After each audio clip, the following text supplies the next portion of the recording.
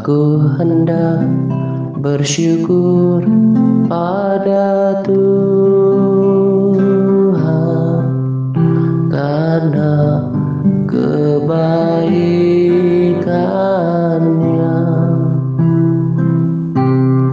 dan bermazmur bagi nama Tuhan yang Maha Tinggi. Ya Tuhan, Tuhan kami, betapa mulianya nama-Mu, Tuhan kami, dimuliakan atas seluruh bumi.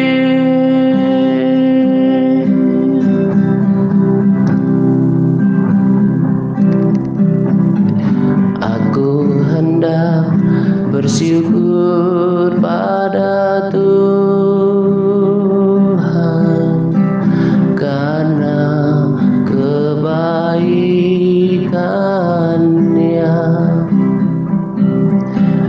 dan bermazmur bagi nama Tuhan yang Maha Tinggi. Ya Tuhan, Tuhan kami, betapa mulianya nama-Mu, Tuhan kami, dimuliakan atas seluruh bumi.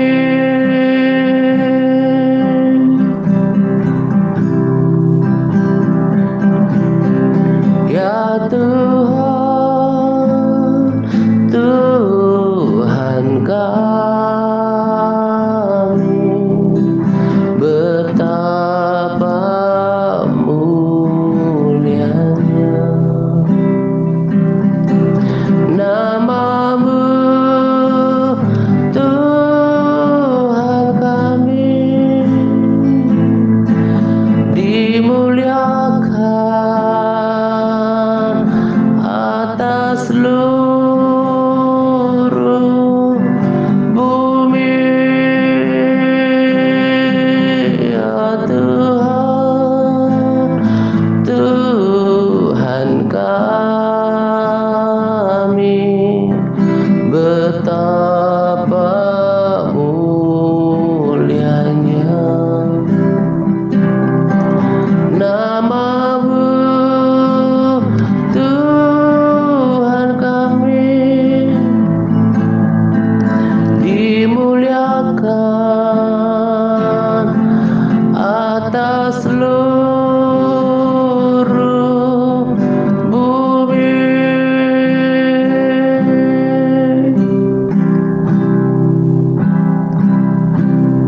Ya Tuhan, Tuhan kami, betapa mulianya nama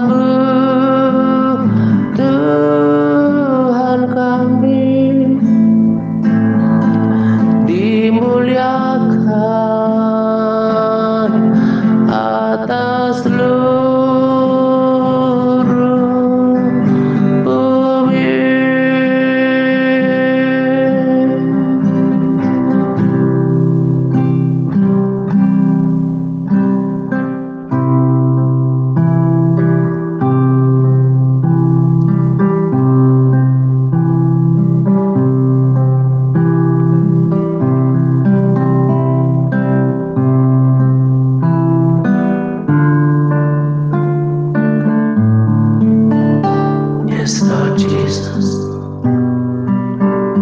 you are so good. Oh, kau baik bagiku,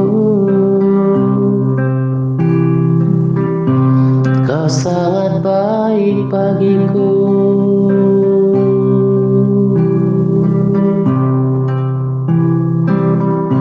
Kau sangat baik di sepanjang hidupku, Tuhan. Terima kasih. Oh,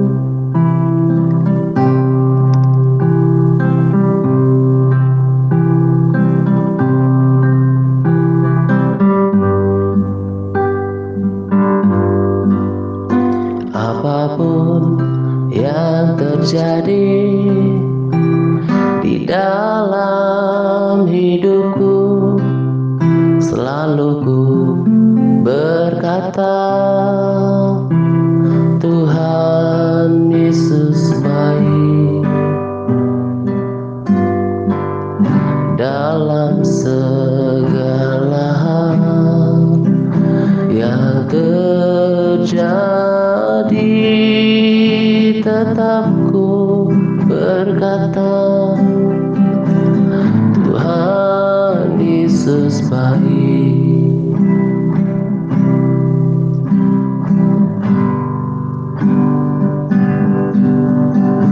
Apapun yang terjadi di dalam hidupku, selalu ku berkata, Tuhan Yesus baik. Dalam segala hal yang terjadi, tetap ku berkata, Tuhan Yesus baik. Ku sembah Kau, ku sembah Kau, tak dapat ku membalas kasih-Mu. Ku sembah Kau, ku sembah Kau, Bapa. Ku rindu selalu menyenangkan-Mu.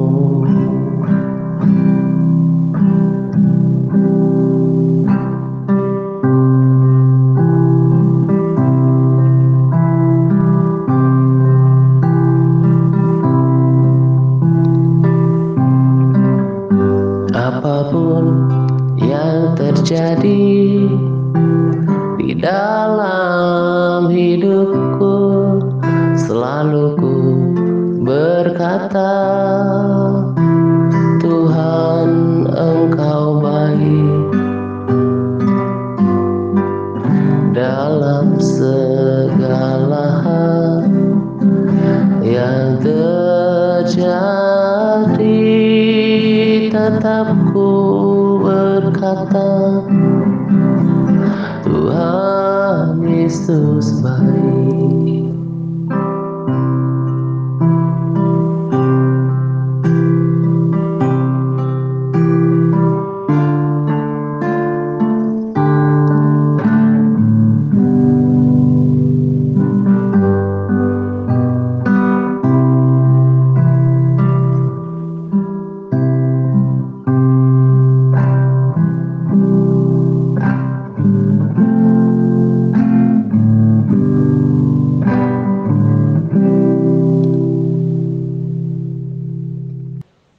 Shalom semuanya. Salam damai sejahtera untuk kita sekalian.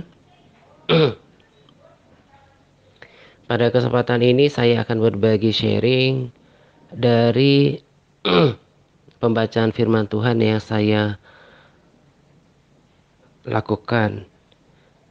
Dan Sharing kali ini datang dari Rema, pembacaan firman Tuhan dari kitab Imamat. Ada tiga Rema, sebetulnya lebih dari tiga, dari pasal, dari satu pasal saja gitu ya, dari Imamat pasal yang ke-22. Tapi pada sharing kali ini saya hanya membagikan tiga gitu ya. Yang pertama di Imamat 22 ayat 3. Saya bacakan untuk kita.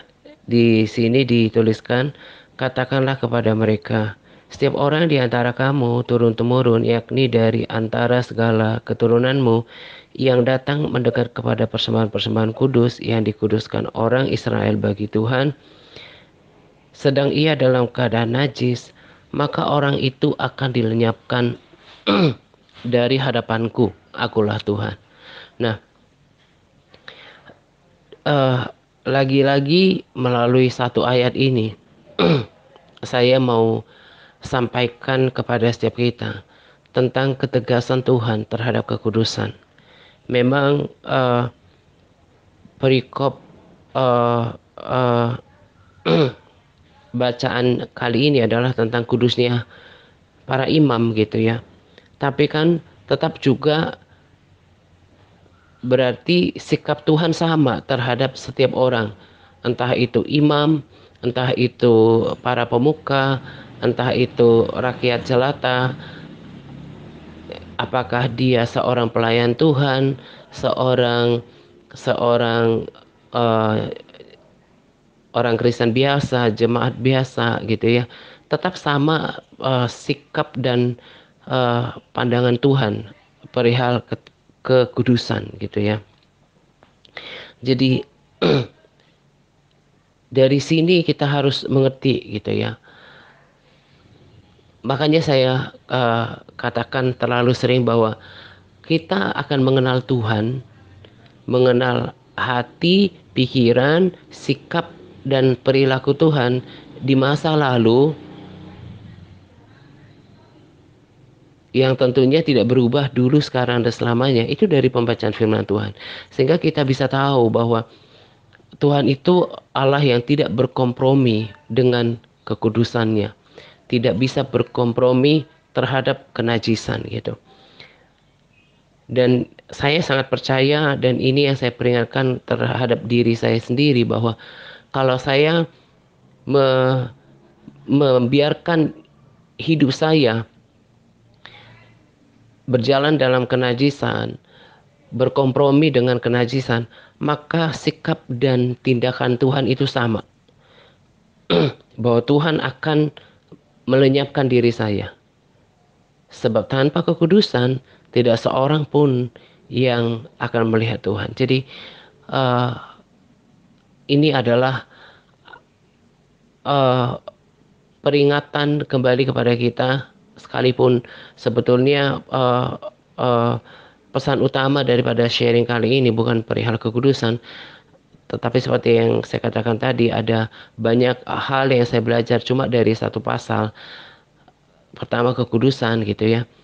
Tetap saya ingatkan kita untuk sungguh-sungguh memperhatikan kekudusan, karena ratusan kali rasanya ya Tuhan katakan di perjanjian lama, termasuk ya kalau perjanjian lama dengan perantaraan Musa, dan juga lewat para rasul di perjanjian baru, berkali-kali kita membaca bahwa sebab aku ini Allah yang kudus gitu ya. Jadi karena kodratnya kudus, memang itu nggak bisa dikompromikan lagi.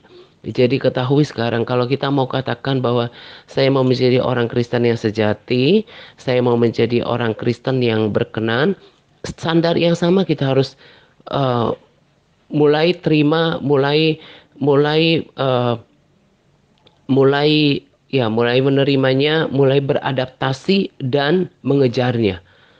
Ya, bagi saya kekudusan itu adalah standar mutlak bagi seorang percaya. Sekalipun orang rajin, kelihatannya ke gereja, ibadah, kelihatannya aktif dalam kerohanian, bahkan giat melayani tanpa kekudusan, jangan berharap dia berkenan kepada Tuhan. Jadi kita harus pegang ini, sekalipun kita kebanyakan kita bukan pelayan Tuhan, entah di gereja lokal atau bukan seorang yang berlatar belakang teologi ya, tetapi kita semua sama. Kita harus mengerti bahwa apa yang Tuhan kehendaki dalam kehidupan kita sama seperti apa yang Tuhan kehendaki terhadap umatnya di zaman perjanjian lama terhadap bangsa Israel. Hal yang sama Tuhan yang kehendaki dalam kehidupan kita adalah kekudusan hidup ya. Kita harus pegang ini baik-baik dan kita harus kerjakan, pertahankan, kejar ini setiap hari di dalam seluruh aspek kehidupan kita. Lalu rema yang kedua adalah di Imamat 22 ayat 9.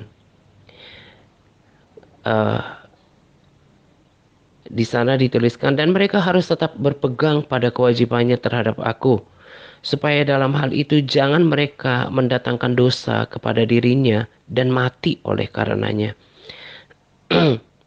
Karena mereka telah melanggar kekudusan kewajiban itu, akulah Tuhan yang menguduskan mereka. Jadi Tuhan lewat ayat ini kita kembali mengerti ya, selain tadi kekudusan hidup ya, itu standar untuk melihat Tuhan, standar untuk diselamatkan dan masuk surga, standar untuk menjadi orang Kristen sejati dalam semuanya, dalam perkataan, pikiran, hati, anggota tubuh ya, dan teraplikasi dengan perbuatan, semua harus mencerminkan kekudusan gitu. Lalu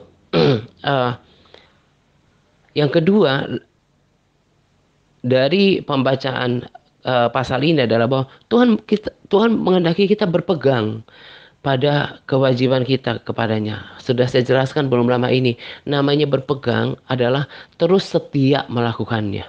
Ya, sederhana. Berpegang itu setia melakukannya, bahkan semakin hari semakin sempurna. Supaya dalam hal ini jangan mereka mendatangkan dosa kepada dirinya dan mati oleh karenanya.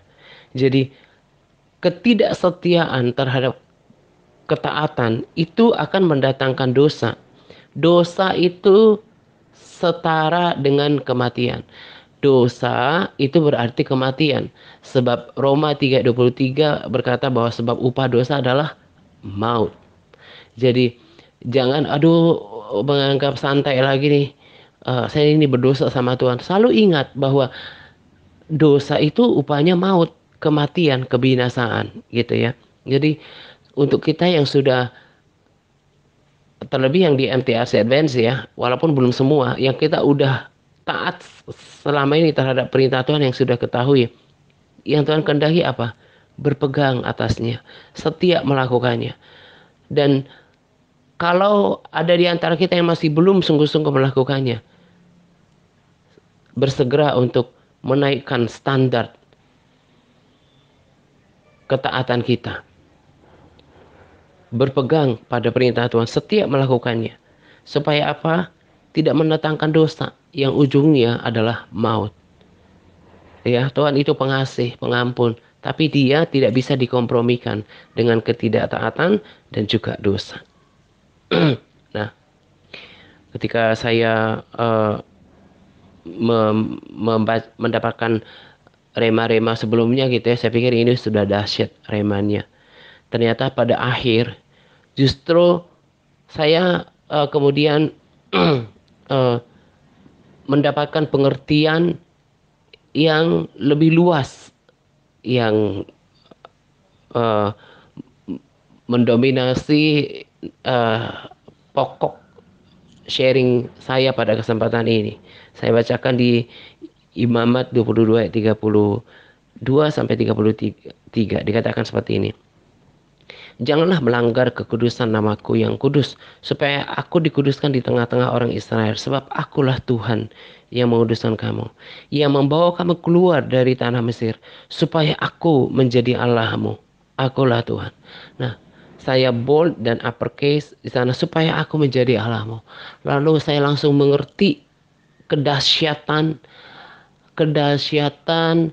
Lalu dampak kalau Tuhan menjadi Allah kita, sama seperti judul sharing ini. Jikalau Tuhan menjadi Allahku, kalau Tuhan yang benar itu yang kita percaya adalah Yesus Tuhan, Yesus Kristus namanya menjadi Tuhan, menjadi Allah dalam kehidupan kita. Apa yang harus, apa dampaknya, bukan apa yang harus, apa yang akan kita terima kalau dia sungguh-sungguh menjadi Tuhan dalam kehidupan kita. Apa dampaknya dalam kehidupan kita? Pada Capa saya tuliskan juga, sebetulnya siapakah Tuhan itu? Kenapa begitu uh, begitu uh, luar biasanya, mengapa begitu luar biasanya, mengapa menjadi begitu dahsyat, mengapa menjadi wow, kalau begitu wow kalau dia jadi Tuhan dalam kehidupan kita, jadi Allah dalam kehidupan kita. Mazmur 89 ayat 7 berkata, sebab siapakah di awan-awan yang sejajar dengan Tuhan, yang sama seperti Tuhan di antara penghuni sorgawi. Berarti nggak ada yang disetarakan dengan dia di bumi dan di surga. Mazmur 89 ayat 8, Allah disegani dalam kalangan orang-orang kudus dan sangat ditakuti melebihi semua yang ada di sekelilingnya. Dia Allah, dia pribadi yang paling disegani dan melebihi semuanya. Mazmur 89 ayat 12. Punyamulah langit, punyamulah juga bumi, dunia serta isinya. Engkaulah yang mendasarinya. Jadi kalau kita tahu sekarang ada punya bangsa-bangsa kan, punya daerah teritorial, punya batas wilayah, segala kekayaan yang ada di bangsa yang menjadi otoritas mereka, kekayaan tanah, laut, semuanya kekayaan yang ada di tambang, emas, minyak, apapun yang menjadi potensi sebuah negara, diklaim bangsa itu menjadi milik mereka kan. Tapi sesungguhnya di atas kepemilikan itu adalah Tuhanlah yang punya semuanya. Langit, bumi, dan segala sesuatu adalah kepunyaan Tuhan. Punyamulah lengan yang perkasa, kuat tanganmu dan tinggi tangan kananmu. Dia adalah Tuhan yang terkuat, gitu ya. Nah, jadi ketika saya baca cuma tulisan supaya aku menjadi Allahmu. Lalu kemudian saya mengerti apa dampaknya, apa upahnya, apa hebatnya kalau dia menjadi Allah dalam kehidupan kita. Ini yang kita harus ketahui tentang dia. Siapa dia? Dia adalah Tuhan segala Tuhan yang kita percaya. Dia adalah Raja segala Raja yang kita percaya. Dia Tuhan Alfa dan Omega yang tidak yang awal dan yang akhir, yang tidak berawal, yang tidak berakhir, pemerintahannya kekal selama-lamanya. Dia yang paling berkuasa, dia yang paling memerintah. Jadi kalau pribadi seperti ini menjadi penjaga kita, maka kita akan menjadi orang yang paling aman. Nah, sebelum saya bahas tentang siapakah Tuhan itu bagi kita, saya mau tunjukkan uh, uh, uh, fakta ketika Tuhan sungguh-sungguh Allah dalam kehidupan Israel. Sebab ada kalanya Tuhan, bukan ada kalanya, ada masa dalam sejarah di mana Tuhan tidak ada di tengah-tengah bangsa Israel karena pemberontakan dan ketidakpercayaan mereka. Tetapi ketika Tuhan nyata dalam kehidupan bangsa Israel, maka ini yang terjadi. Sorry. Ini yang dialami oleh bangsa itu. Di Keluaran 15 ayat 14. Sorry, saya baca dulu ayat 13. Dengan kasih setiamu engkau menuntun umat yang telah kau tebus dengan kekuatanmu. Engkau membimbingnya ke tempat kediamanmu yang kudus. Ayat 14. Bangsa-bangsa mendengarnya, mereka pun menggigil kegentaran menghinggapi penduduk tanah Filistin. Menggigil, ketakutan. Karena bangsa Israel tahu siapa Allah. Bangsa Filistin tahu siapa Allah orang Israel. Demikian juga orang Mesir kan. ketika mereka terjebak di laut, Raja Firaun beserta pasukannya, mereka takut ketika roda roda eh, roda eh, kereta perang mereka sudah tidak lagi berjalan normal. Mereka ketakutan karena mereka mengakui bahwa Allah mereka ini pasti yang berperang untuk kita.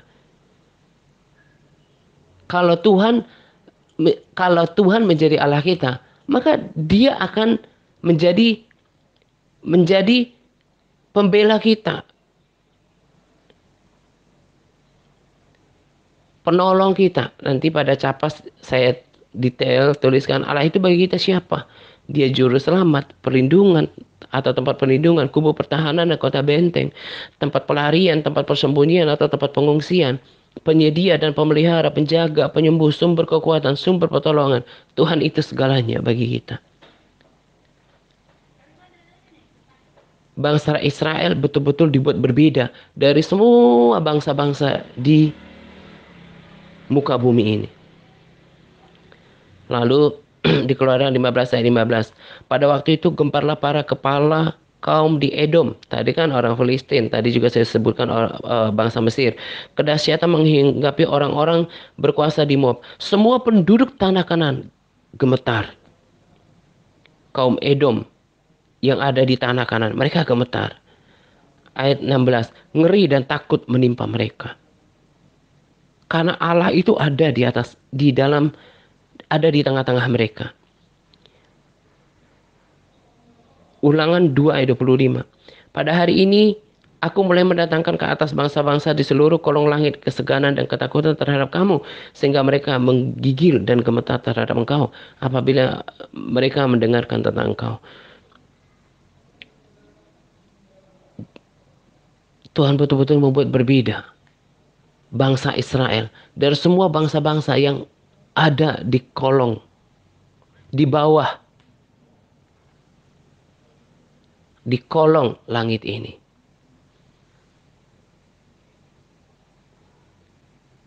Ulangan 7 ayat 21. Janganlah gemetar karena mereka, sebab Tuhan Allahmu ada di tengah-tengahmu, Allah yang besar dan dahsyat. Ini juga pendukung untuk topik sebelumnya yang saya katakan, siapakah Allah itu? Dia adalah Allah yang besar dan dahsyat. Karena dia ada di tengah-tengah Israel, sehingga bangsa Israel menjadi ditakuti, disegani oleh bangsa-bangsa yang lain.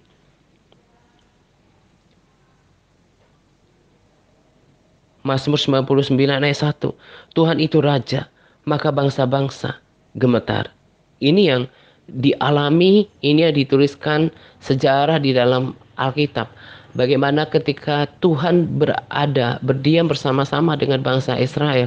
Mereka menjadi bangsa yang ditakuti, mereka bangsa yang disegani. Mereka adalah bangsa yang dipisahkan oleh Tuhan dan dibuat berbeda. Kita nggak tahu Tuhan punya alasan apa untuk memberi Israel. Tetapi sekalipun kita bukan bangsa Israel, bukan Israel secara jasmani, tapi fakta yang sama, oleh kasih karunia kita menjadi orang Israel secara rohani. Itu berarti janji yang sama kita akan dapatkan. Sebagaimana Tuhan berperilaku terhadap bangsa Israel yang dipisahkan dari antara segala bangsa di atas muka bumi ini, demikian juga Tuhan akan berperilaku sama terhadap setiap orang yang oleh pilihan kasih karunia menjadi umatnya. Apa yang menjadi syarat supaya kita menjadi umat, supaya kita menjadi umat bagi Tuhan, dan supaya Tuhan menjadi Allah bagi kita. Sekali lagi saya katakan, saya ulangi. Kita harus berpegang pada apa yang menjadi kewajiban. Berpegang pada ketaatan terhadap segala perintah Tuhan. Maka Tuhan akan menjadi Allah kita. pengalaman yang sama, janji yang sama, itu adalah milik kita. Jadi betapa luar biasanya ketika ketika Tuhan menjadi Allah bagi kita. Kita akan mengalami hal-hal yang luar biasa seperti yang dialami oleh bangsa Israel. Dan janji Tuhan itu menjadi milik kita. Ketika saya mempersiapkan sharing ini, saya bahkan kemudian dapatkan pengertian bahwa kalau dahulu bangsa Israel itu berhadapan fisik dengan bangsa-bangsa, itu berperang. Kita tidak lagi berperang melawan darah dan daging untuk kemenangan di dalam hidup kita. Tapi sangat cocok dengan terlebih konteks fakta kehidupan yang kita alami sekarang. Sekalipun kelihatannya menakutkan, termasuk virus, termasuk sakit penyakit, termasuk serangan si jahat, apapun yang akan membuat kita khawatir tentang kehidupan ini, tentang membuat kita takut, membuat kita gentar. Kalau Allah di pihak kita, kalau kita mengerti siapa Tuhan, pertama, Tuhan hadir di dalam hidup kita. Kenapa? Karena kita memang berpegang kepada perintahnya. Kalau kita melakukan bagian kita, Tuhan akan menggenapi janjinya. Sesederhana itu. Tapi kebanyakan kita kan kebalik gitu. Kita pasif dan berharap Tuhan aktif melakukan bagiannya. Nggak bisa begitu. Kita harus lakukan bagian kita. Berpegang pada segala kewajiban kita kepadanya. Sebagai umat, sebagai hamba, sebagai jemaah, sebagai umat Tuhan, kita lakukan bagian kita gitu. Menjaga kekudusan, berpegang pada perintahnya. Soal penggenapan janji Tuhan tidak perlu dipertanyakan sebab Dia Allah yang setia. Dia akan melakukan bagiannya, Dia akan menggenapi janjinya dalam kehidupan kita. Saya berpikir bahwa betul ya, berkali-kali saling menyambung dengan ayat firman Tuhan yang lain bahwa orang yang mengenal Allahnya, dia akan tetap kuat dan bertindak. Sekalipun fakta di depan mata kita itu seperti syair lagu yang berkata, uh, uh, saat keadaan di depanku mengecewakan perasaanku, ku menutup mata memandangmu, sebab doa mengubah segala sesuatu. Jadi apa yang terjadi itu sebetulnya hanya sesaat dan tidak akan pernah sampai mengalahkan kita. Karena apa? Tuhan yang akan bertindak gitu. Jadi dalam hidup ini pun ini aplikatif. Bagaimana kalau kita menjadikan Tuhan sebagai Allah kita menjaga kekudusan tadi, kita berpegang pada perintahnya, Tuhan akan berjalan bersama dengan kita. Gak ada yang perlu ditakutkan, gak ada yang perlu dikhawatirkan. Bahkan kalau sampai mati pun, itu adalah keuntungan. Jadi menghadapi hidup itu bisa lebih tenang, bisa santai, dan tetap bersemangat. Sebab ada Tuhan. Lalu di capa saya tuliskan bahwa kalau gitu siapakah Tuhan itu bagi kita? Mazmur 46 ayat 1. Untuk pemimpin biduan dari Bani Korah dengan lagu Alamot. Allah itu bagi kita tempat perlindungan, ayat 2-nya, dan kekuatan sebagai penolong dalam kesesakan. Rasa sesak kehidupan. Kalau Allah ada di dalam hidup seseorang, kalau Allah ada di dalam hidup kita, maka Tuhan akan melakukan perannya sebagai penolong. Sesak dalam apa sekarang? Ada pertanyaannya, adakah Tuhan dalam hidupmu? Kalau ada, Dia akan menjadi penolong. Mazmur 121 ayat 5. Tuhanlah penjagamu, Tuhanlah naunganmu. Gak perlu takut terhadap kedahsyatan malam. Saya ketika berdoa malam, saya selalu katakan seperti yang tempo hari saya sudah sampaikan kan, ke dalam tangan-Mu lah aku serahkan roh jiwa tubuhku, roh jiwa tubuh orang-orang yang kasihi, roh jiwa tubuh orang yang kulayani, perlindungan kuasa darah Yesus sempurna atas kami. Pagi hari kami dengan malaikat-malaikatmu, aku ikat patahkan acukan segala bentuk rencana malapetaka dan mara bahaya dalam nama Tuhan Yesus Kristus.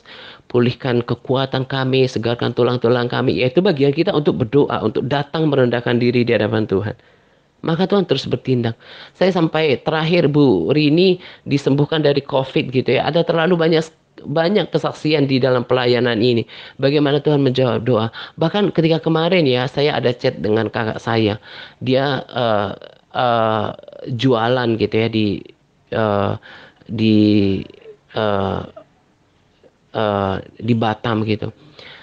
Saya banyak berdoa untuk orang-orang saya kasihi gitu ya. Tapi ada ada kalanya kok di dalam hati saya ini terbeban banyak untuk uh, kakak-kakak atau ponakan tertentu gitu ya.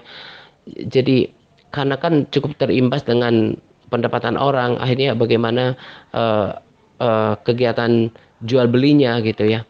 Ternyata ketika kemarin chat, bagaimana Tuhan uh, uh, menopang kehidupannya gitu. Ketika tahu kabar ini, saya ketika siang pun gak dalam posisi doa, saya katakan kepada Tuhan, bagaimana mungkin aku tidak mencintai Engkau Tuhan, gitu ya. Bagaimana mungkin aku berhenti berdoa gitu. Sebab dalam dalam hidupku sekalipun I didn't feel kalau Tuhan bekerja ketika saya berdoa di waktu yang lalu.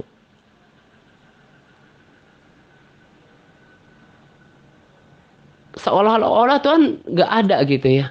Tapi masalahnya dia penjawab doa gitu. Dan saya bilang Tuhan, hal-hal seperti itu yang semakin mendekatkan hati saya kepada Engkau, bahwa Engkau ini setia, bisa dipercaya, nggak pernah ngecewain gitu ya. Tuhan itu penjawab doa. Saya lakukan bagian saya. Itu kan bagian kita juga, selain ketaatan yang lain. Berdoa itu adalah bagian kita. Jangan nggak berdoa gitu ya. Ketika kita lakukan bagian kita dengan setia, Tuhan lebih standby untuk melakukan menggenapi janjinya. Karena dia Allah yang setia dan dia Allah yang ingin memberkati. Ingin sekalipun kita mengikut dia bukan untuk alasan berkat semata ya, tapi Tuhan mau menyenangkan hati kita. Kalau kita pun sebagai manusia, kalau kita dibuat senang oleh seseorang, kita juga ingin berbalas balik hal yang menyenangkan, hal yang baik gitu ya. Padahal kita dalam kategori kebaikan Tuhan, kita dikategorikan sebagai manusia yang jahat. Bukan berarti jahat dalam konteks harafiah, tapi kalau kita compare dengan kebaikan Tuhan, kebaikan manusia nggak ada apa-apanya gitu. Nah, jadi maksud saya adalah bahwa kalau kita sudah menyenangkan hati Tuhan, maka lebih lagi Tuhan gitu ya dalam kehidupan kita. Tadi saya katakan bagaimana Bu Rini sembuh gitu ya. Sungguh Tuhan yang menjaga, yang melindungi. Tuhan boleh izinkan sesuatu terjadi untuk tujuan yang baik gitu ya. Itu yang akan terjadi kalau Tuhan ada di dalam kehidupan kita.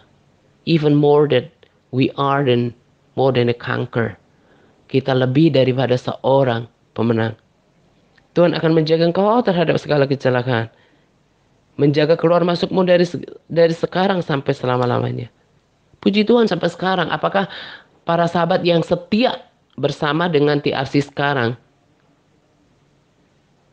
ada yang sampai pergi dengan COVID?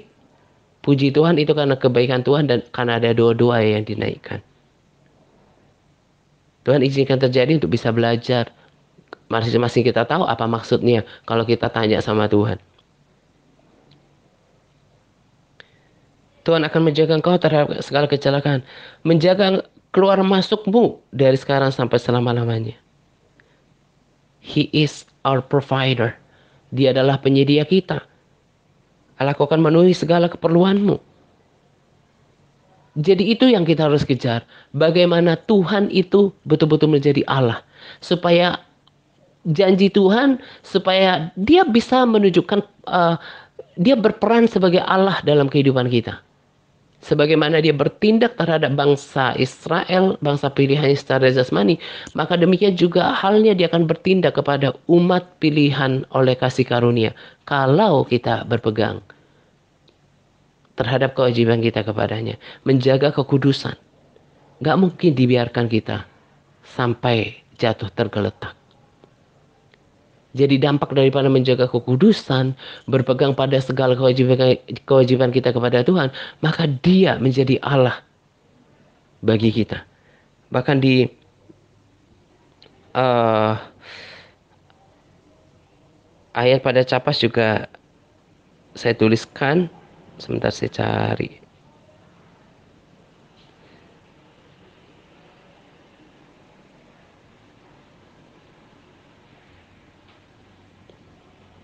Ya, di Imamat 20 ayat 22 ya. Ini juga penegasan tentang berpegang pada perintah Tuhan ya. Saya baca di Imamat 20 ayat 22. Demikianlah kamu harus berpegang pada segala ketetapanku dan segala peraturanku serta melakukan semuanya itu. Demikian kamu harus berpegang segala ketetapanku loh, ada kata segala pertama, dan segala peraturanku, segala, serta melakukan semuanya itu. Tiga kata yang menunjukkan ketaatan total. Supaya jangan kamu dimutahkan oleh negeri kemana aku membawa kamu untuk diam di sana. Janganlah kamu hidup menurut kebiasaan bangsa yang akan kau halau dari hadapanmu, karena semuanya itu telah dilakukan mereka sehingga aku muak melihat mereka. Jadi kalau gaya hidup kita, sikap hidup kita, perilaku hidup kita sama dengan orang-orang dunia yang berkompromi dengan dosa, jauh dari persekutuan dengan Tuhan, maka apa respons Tuhan? Muaklah sama kita. Tetap merusak tubuhnya dengan rokok, kemabukan, hawa nafsu, perkataan gosip, perkataan yang memfitnah, menjelekkan orang. Ya, Tuhan muak dengan orang seperti ini. Tetapi kepadamu, ayat 24, aku telah berfirman, kamulah yang akan menduduki tanah mereka, dan akulah yang akan memberikannya kepadamu menjadi milikmu, suatu negeri yang berlimpah-limpah susu dan madunya. Aku Tuhan Allahmu yang memisahkan kamu dari bangsa-bangsa yang lain. Ini juga membuat saya haru. Tadi saya katakan bangsa Israel itu dipisahkan dari semua bangsa yang ada di kolong langit ini, di muka bumi ini. Entah bagaimana Tuhan punya alasan. Demikian juga dengan kita. Kita nggak tahu alasannya kemudian kita dipisahkan menjadi umat Tuhan oleh pilihan kasih karunia. Betapa istimewanya, betapa kita ini sebetulnya sangat ya istimewa gitu ya. Sangat spesial. Dipisahkan dari miliaran manusia yang pernah singgah di planet ini. Dan kerinduan Tuhan, dia bisa menjadi Allah bagi kita. Oleh apa? Sikap yang mau berpegang. Ingat, lihat ayat 22-nya. Berpegang pada segala ketetapannya, segala peraturannya, dan melakukan semua itu. Ini perjuangan yang yang sangat berat, tapi menggairahkan dan selalu ada di otak saya setiap hari. Bagaimana hidup saya semakin diubahkan, semakin disempurnakan, dan semakin berkenan, dan Tuhan semakin nyata dalam kehidupan saya. Wah, begitu dahsyat kalau Tuhan Yesus menjadi Allah dalam kehidupan kita.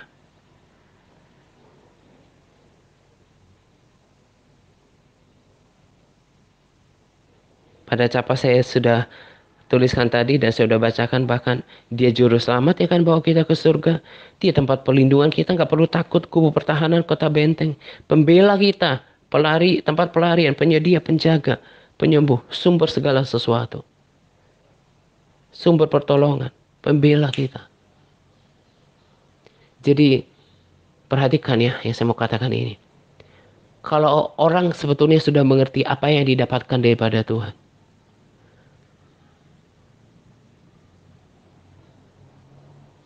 melebihi segala sesuatu. Dapatkan Tuhan, segala Tuhan dan segala janjinya. Tapi masih berat untuk berpegang pada perintahnya. Masih lebih memilih egonya. Lebih memilih menikmati hawa nafsunya. Lebih menikmati mempertahankan kepemilikannya gitu ya dalam segala hal. Saya bilang minta maaf ya. Perilakunya ini bodohnya itu kuadrat gitu ya. Bodohnya itu berlebihan. Dan kemarin saya ketika pagi ya, ketika saya bangun sebelum doa, saya dapatkan pengertian begini. Di antara orang-orang Kristen yang dengar khotbah baik di YouTube, di gereja, termasuk kita di sini, kan memang udah dituliskan kan, nggak semua orang Kristen akan selamat kan, masuk surga. Ini harus menjadi peringatan bagi diri kita sendiri. Ada loh, ketika saya pagi itu, saya mengerti bahwa ada orang memang mendengar sih, mendengar, tapi tidak sungguh-sungguh mendengar, memahami dan memperhatikan setiap peringatan. Mereka adalah orang-orang yang memang hatinya sudah nggak peka, sudah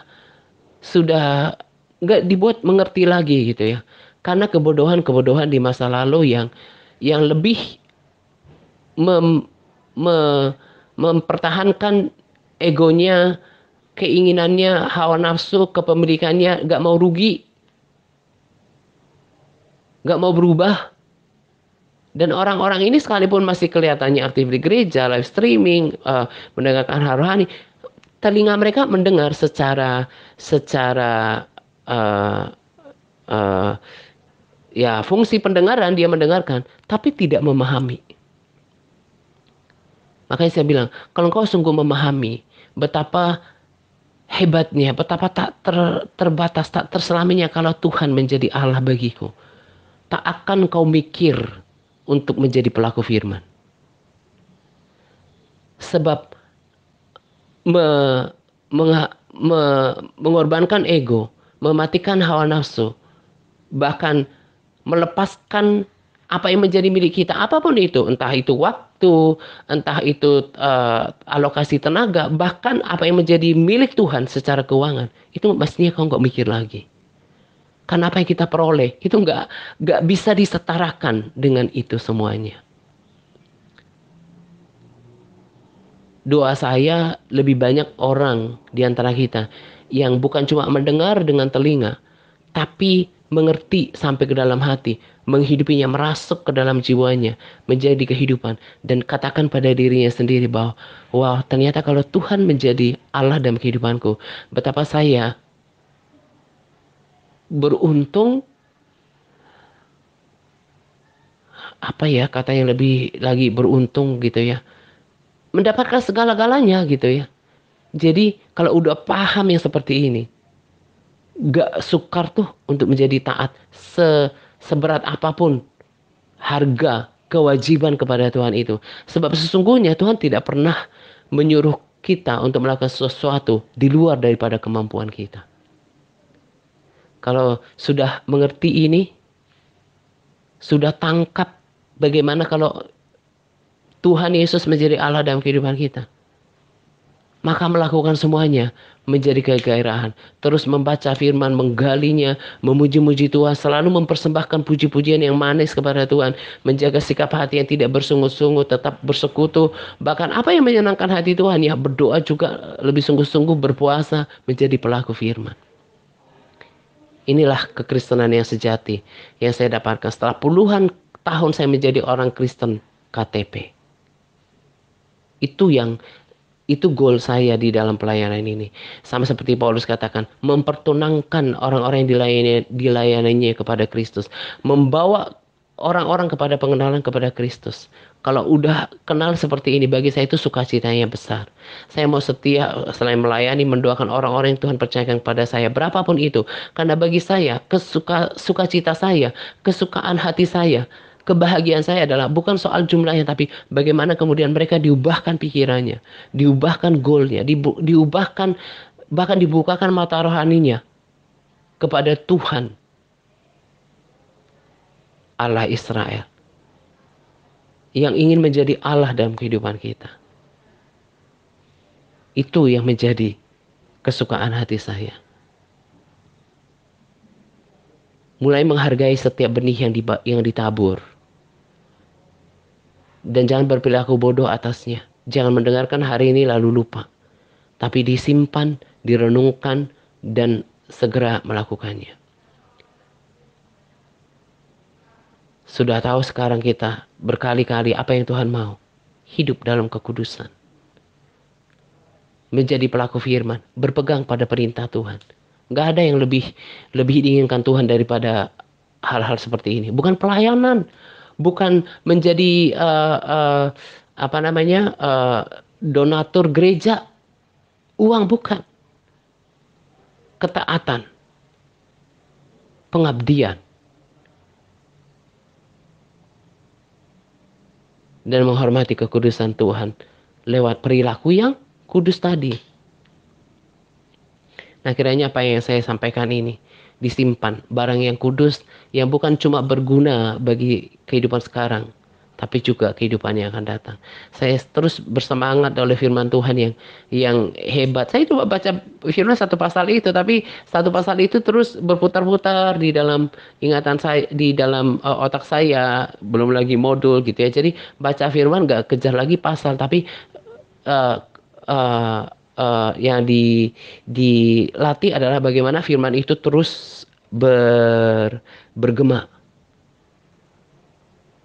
di dalam lubuk hati saya, terus berputar-putar di otak saya. Kemudian Roh Kudus ajarkan, bukakan sesuatu itu yang membangun dan menghiburkan saya gitu ya. Dan kalian semua harus sampai kepada tahap itu, bahkan kita akan terus lebih lagi gitu ya. Jadi jangan cuma baca firman karena rutinitas atau kewajiban, nanti rugi waktu gitu ya. Makanya kalau orang udah berakar di dalam firman, pengenalannya akan Tuhan semakin bertambah, semakin luas pengetahuan tentang Tuhan. Jadi dia nggak mudah diombang-ambingkan oleh pengajaran apapun, apalagi konten sekarang orang bisa saja buat konten yang macam-macam di YouTube gitu ya. Ujilah segala sesuatu dengan firman Tuhan gitu ya. Nah, ini saja yang saya mau bagikan untuk kita. Kiranya memberkati, memotivasi kita sekalian. Selamat menjelang doa pagi untuk kita sekalian. Semangat berpuasa kepada all MTRC yang terus bersemangat dalam berpuasa. Semangat Tuhan Yesus memberkati kita senantiasa. Amin. Ya Tuhan, Tuhan kami, betapa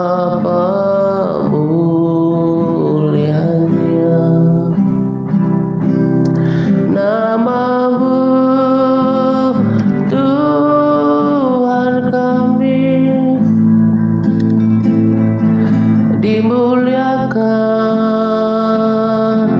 atas